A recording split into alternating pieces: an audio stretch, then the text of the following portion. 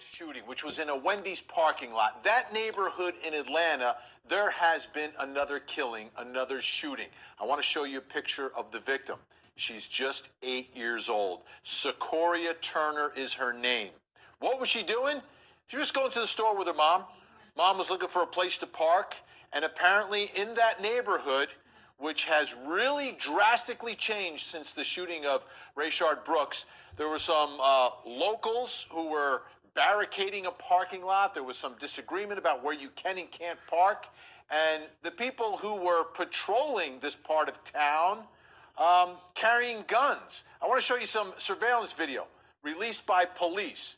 This is one of the individuals with a gun. They believe this is someone they want to talk to, a suspect in this case. So police are looking for this guy. There's 2 more potential suspects out there. And again, this is the same area, catty corner from that Wendy's restaurant where Rayshard Brooks was shot and killed. And it's not the first shooting in that neighborhood. I mean, any of you who've been on social media or monitoring what's going on in that neighborhood, it's a place where if police show up, crowds gather around police and tell them to leave. And now, as a result of police not being in that area because of what is happening in Atlanta, this little girl shot and killed. Take a listen to APD officer Lieutenant Pete Malecki describing for us what happened that night. On July 4th, at around 9:45 p.m., Secoriea Turner was the passenger of a 2016 Jeep Cherokee. That vehicle was traveling westbound down University Avenue when it came across a makeshift roadblock that was manned by numerous armed individuals. The driver of that vehicle attempted to go around that roadblock, at which point that vehicle was immediately met by gunfire, resulting in the death of an 8-year-old child. So as you can see, this is one of several individuals who are a person of interest in this case. I'm confident that somebody knows the name of this male. And with a simple phone call, an individual can earn a $20,000 reward being offered through Atlanta Crime Stoppers. In addition, it's the opportunity to do the right thing. Although we have a lot of work to do in this case in identifying the remaining individuals responsible for the death of an 8-year-old child, this is the first step in that process. Are there any questions at this time? What kind of gun was that he had? So that is an AR-15, and of note, if anybody's watching this, that weapon is equipped with tan and colored furniture. It is a tan buttstock and a tan foregrip on that rifle. For every action, there's a reaction, right? So you had the shooting of Rayshard Brooks, one action. The reaction to that was the neighborhood became outraged. Officer Rolfe is charged by the DA. That all takes place. And then the reaction to all that is now action by people in that neighborhood telling police to stay out. And all of a sudden, you've got armed citizens. It's an open carry state. You can walk around with the guns. But now they are setting up roadblocks and trying to take over the neighborhood. So with that action, the reaction now is police are not down there, and police don't want to go down there. And now you've got an 8-year-old girl who was shot and killed. How did we get here? Let me bring in Court TV legal correspondent Chanley Painter, Court TV anchor Julie Grant. Julie, you know, I look at what's been happening down in this area of Atlanta, and it's incredibly tragic, right? It starts with the Rayshard Brooks case, and say whatever you want to say about it. There's going to be a trial. We've covered that story, but the reaction to that shooting now has changed the nature of that neighborhood. And now we've got an 8-year-old girl who's been shot and killed because it's just it's a whole different scene down there right now. It is, Vinny. You're right. It's tragic. I wish I had a better word for it. Tragic beyond tragic, what happened to beautiful little Secoriea Turner. And things, yes, have changed in that neighborhood. And if we take a step back, let's just look at this as Americans. in America, we are a nation of laws. We are not a nation of men, meaning that laws rule in our country. This makes us unique to other countries. People don't rule. So here you have people taking the law into their own hands, setting up illegal barricades.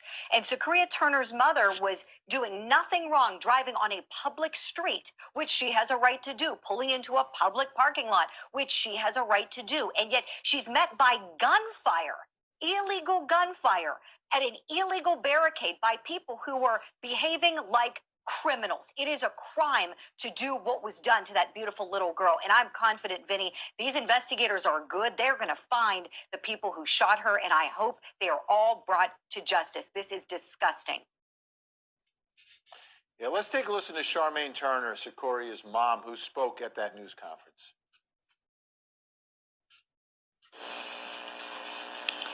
Help me, help my baby. She was only 8 years old. Right now it's what, 30 minutes after the 6. She would have been on TikTok dancing in her phone. Just got finished eating. We understand the frustration of racial uproots. We understand. We ain't got nothing to do with it. We innocent. We didn't mean no harm. My baby didn't mean no harm. Somebody knows something. Chanley, you've been around the country and you've covered so many of the trials for us here at Court TV and have interacted with so many victims and their families.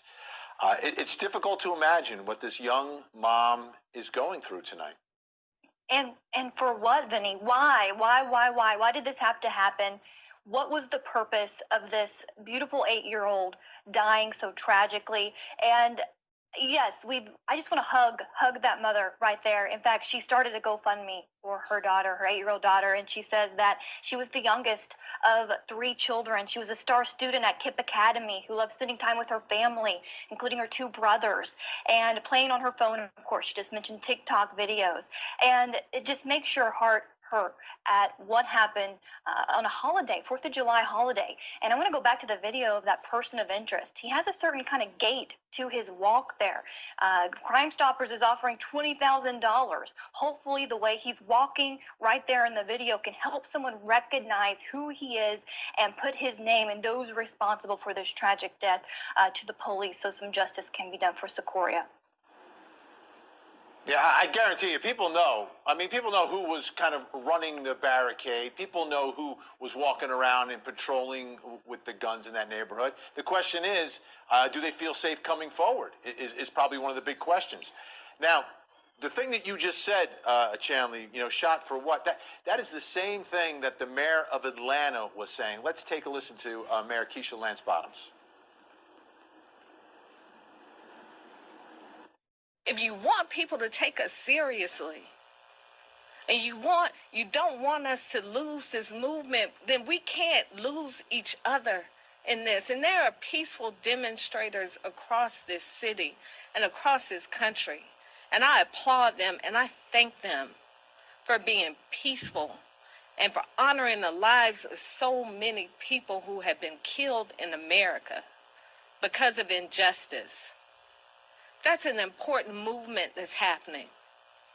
But this random wild, wild west, shoot 'em up because you can,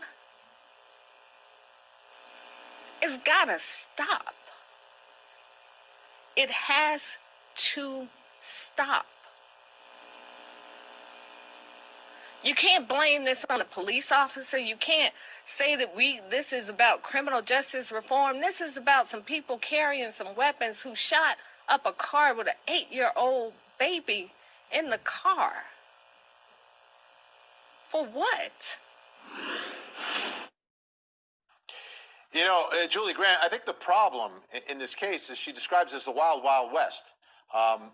There was another video that was about a week and a half before Secoriea was shot. Somebody else was shot in the same exact spot. And in the video, you see police respond, and you see police get surrounded. You see police getting screamed at, pushed, and shoved, responding to a shooting. and police got in and out as quickly as they could from that shooting. And you wonder, if you're the mayor of the city, and you had to have seen that video, you knew what was going on down there, maybe you should have taken action before an 8-year-old gets shot. Perhaps, that's an excellent point. I'm sure, many people may feel that way. Look, things are a mess right now, and a lot of people are looking to point fingers and, cast blame. And, but at the end of the day, people are breaking laws, and this shouldn't happen. It is illegal, as you mentioned, to shove a police officer. That is a felony offense. It is illegal to open fire on a car for no reason. It is illegal. You can't kill people in America. We're governed by laws. The mayor's right. This isn't the wild, wild west. People have a right in America to life and to feel secure. Going down the street, riding in a car, pulling into a parking lot, going around a barricade, as Secoriea Turner's mother did. And this is a complicated, messy situation, and I certainly don't have the answer, but there are lots of opinions on how this could be handled. Some are calling for the military. We know the National Guard has been brought in to try to assist, and police can't be everywhere. The mayor said one thing, right? You can't blame this on police, and that's right. The only people to blame are the criminals who committed that heinous crime. Yeah, difficult situation. Chanley, Julie, thank you so much. When we come back...